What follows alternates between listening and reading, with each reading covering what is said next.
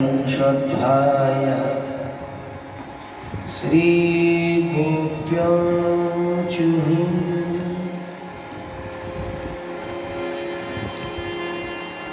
जयते ते धिकं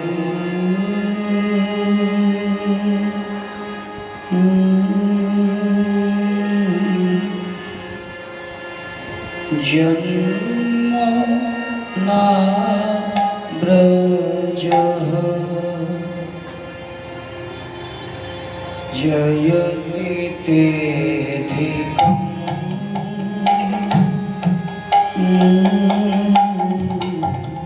जन्म ना ब्रजः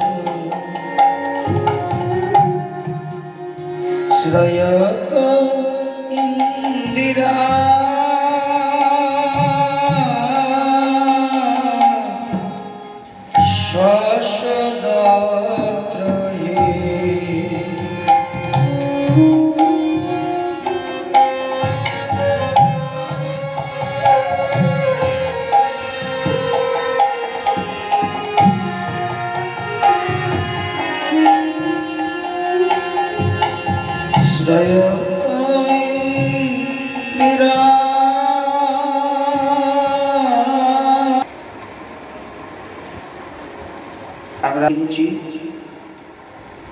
তারপরে রাধা তত্ত্ব কথা একটু আস্বাদন করব।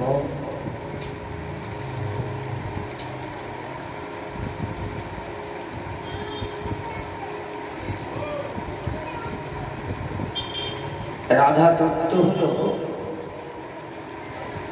যে রাধা আর কৃষ্ণ কোনো আলাদা কিছু নয়,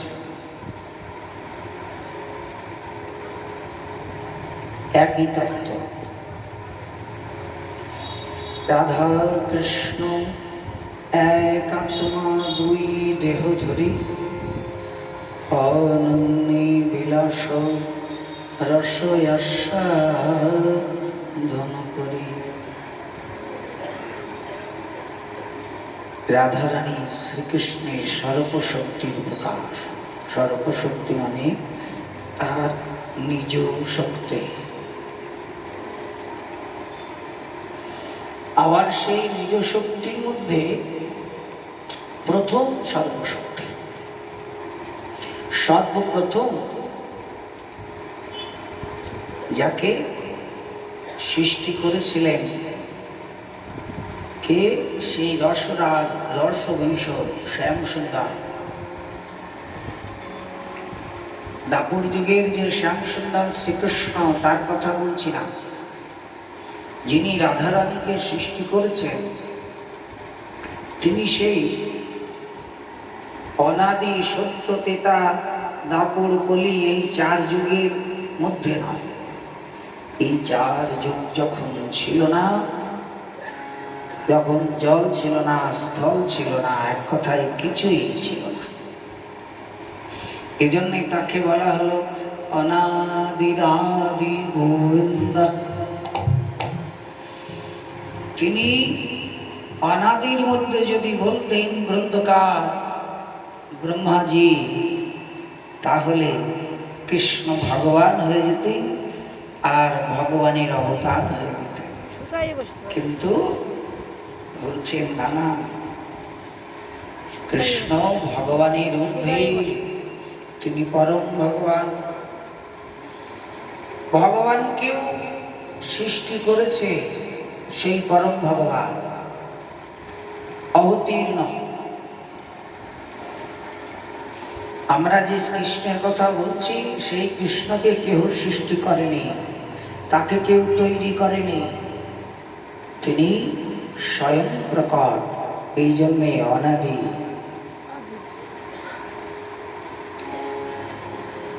আর তার আদি কেউ নেই, এই জন্যে অনাদিরাদি। অনাদিরাদি কিচ্ছু নেই, তখন তিনি আছেন সেই শ্রীকৃষ্ণ।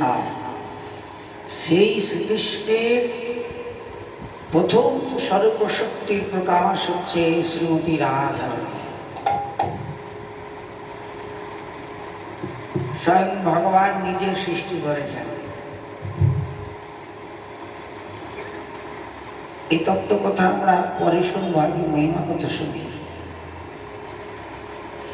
এখন প্রশ্ন হতে পারে, ভগবান তো জগৎ সবই তো সৃষ্টি করেছে, সবাই তো ভগবানের সৃষ্টি জীব, আর ভগবান সকলকে সৃষ্টি করেছে।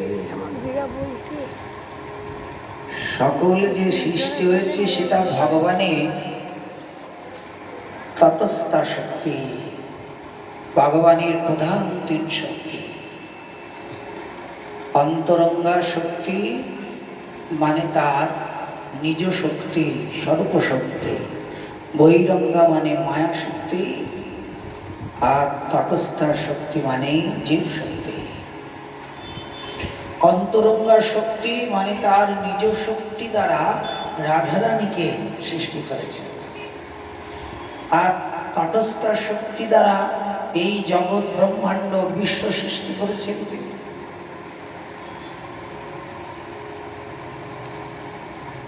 আর সেই মায়া শক্তি, যার দ্বারা আমরা আবদ্ধ হয়ে যাই, ভুলে যাই সব কিছু, সেই মায়া শক্তি।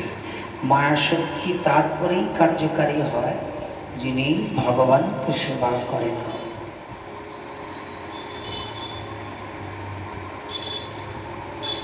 সর্বশক্তি, এই সর্বশক্তি আবার তিন প্রকার। সন্দিনী সর্বশক্তি, সম্বিত সর্বশক্তি, আর লাদিনী সর্বশক্তি। সন্দিনী সর্বশক্তির দ্বারা ভগবান ধামকে প্রকট করে, বৈকুণ্ঠ, গোলক, বৃন্দাবন ধাম ইত্যাদি। আর সন্দিনী সর্বশক্তির দ্বারা